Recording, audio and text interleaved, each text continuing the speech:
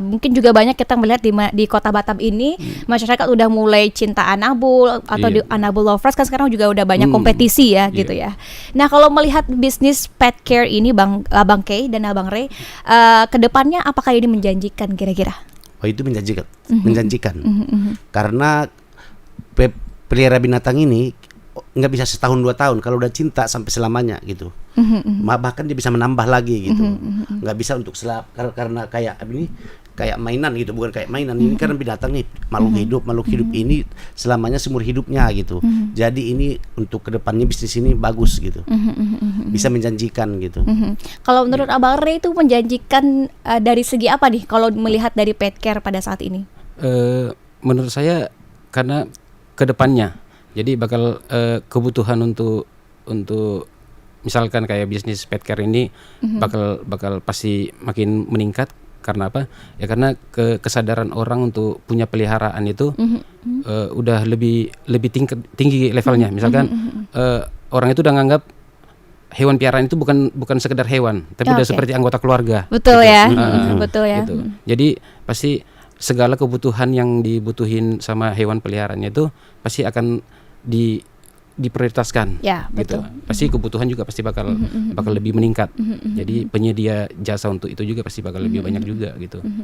Apalagi kalau dilihat di OJ Pet Care tuh kan ada pet klinik ya. Pet klinik. Kalau untuk perawatan pada hewan sendiri tuh ada kastanya nggak Bang? Oh, Gimana?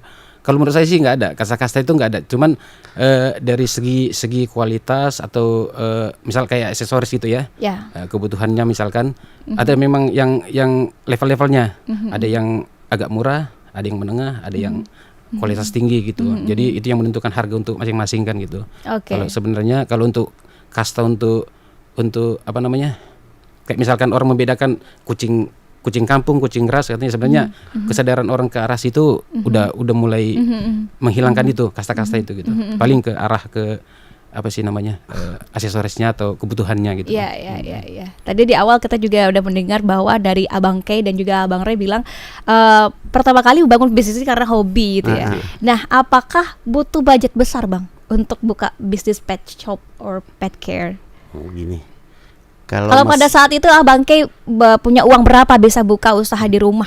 Oh pet itu care? kita dari nol nih. Nah ini tergantung kitanya sebenarnya dari nol mental. Kita kalau mau buat apa ini usaha ini kita harus menguasai. Iya menguasai segi binatangnya, segi hewannya gitu kan, segi ininya kita harus menguasai semua. Bukan sekedar buka, kita banyak uang buka gitu nggak bisa. Kita harus menguasai pemasaran, menguasai cara pelihara kucing ini gimana, menguasai banyak marketing gitu. Bukan sekedar kita banyak uang bisa buka gitu, enggak. Berarti kalau punya banyak cuan nggak menjanjikan juga? Enggak menjanjikan. Jadi kita harus benar-benar terjun ke dalam dulu. Tahu dulu hewan apa yang bakal kita hadapin gitu loh. Mengerti mereka, ngerti cara apa namanya, mungkin perawatannya atau kebutuhannya segala macam. Kalau kita udah ngerti itu, orang datang ke kita, kita bisa dia bawa pertanyaan misalkan, kita jawab. Bisa meyakinkan orang itu gitu. Jadi dia bakal datang lagi kalau misalnya dia punya masalah lain, dia pasti datang ke kita untuk bertanya atau minta pendapat gitu. Berarti harus punya ilmu basicnya dulu ya. Itu wajib. Kalau boleh tahu Abang Kay dan Abang Ray mengikuti sertifikasi tertentu kah atau memang otodidak nih belajarnya atau gimana? Awalnya otodidak. Kita otodidak, nengok di Facebook, nengok semua nengok di YouTube gitu. Awal kita otodidak, tadi kita memahamin semua menggeluti peliharaan ini, jadi kita bisa gitu. Abang Ray juga sama? Sama, karena kita jalan bareng kan. Jadi semua berjalan seiring waktu. Jadi kita pas lagi masuk itu, misal ada misalkan ada penyakit baru nih sama kucing kita yang kita pelihara, kita coba cari ini ke misalkan teman kita juga zaman dulu berteman sama dokter sama teman-teman komunitas gitu. Jadi kita tanya kira-kira ini sakit apa ya, kita obatnya apa ya. Jadi dari banyak orang kita bisa dapat ilmu yang baru juga gitu. Gitu. Nah tadi kita kan ngomongin sempat soal cuan ya Bang ya.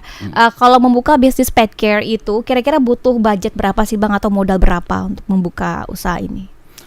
Kalau menurut saya tergantung mau langsung besar atau mau memulai dari nol, kayak saya, karena ini pengalaman saya pribadi kayak Abang Kay dan Bang Ray ya dari awal ya. Kita pribadi gitu.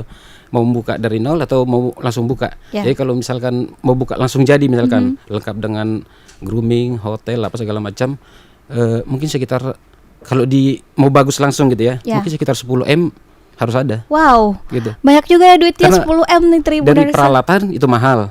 Dari peralatan seperti apa ini, Bang? Contohnya. Misalkan untuk salon, untuk pengeringnya itu bisa seharga 20 jutaan. Wow. Gitu. Untuk blower yang harga termurahnya itu paling sekitar 1 juta. Gitu, yang termurah, tapi umurnya kan pendek gitu. Ya. Berarti kalau memang membuka usaha bisnis pet care itu melihat ininya juga ya. Berarti kalau misalnya kita mau buka langsung gede, itu budgetnya 10M. 10M. Kalau kira-kira yang middle, yang menengah nih Bang, berapa kira-kira? Kalau cuma jual-jualan aja gitu bisa lah. Pet shop lah misalnya. Ya pet shop aja bisa gak 100 lah. 100 juta. Kalau Abang dulu waktu pertama kali buka itu budgetnya berapa di rumah? Kita nol. Di rumah. Gak ada sama sekali. Iya. Jadi kita itu gajian. Kan sebelumnya kita juga udah door to door tuh mandiin kucing gitu. Jadi dari situ kita kumpulin. Kalau dulu alat kita ya pakai hair dryer aja. Hair dryer rambut ya. Iya. Oke. Jadi kita kita beli blower lah gitu. Itu jadi pun utang. Utang. Iya. Jadi kita gaji, kita sisihin, kita gabungin, masih kurang, kita beli lagi, kita pinjam ke ininya ke orang lain. Gitu. Ada ternyata menarik banget ya Tribuners mendengar cerita dari Abang K tadi juga dan Abang Ray.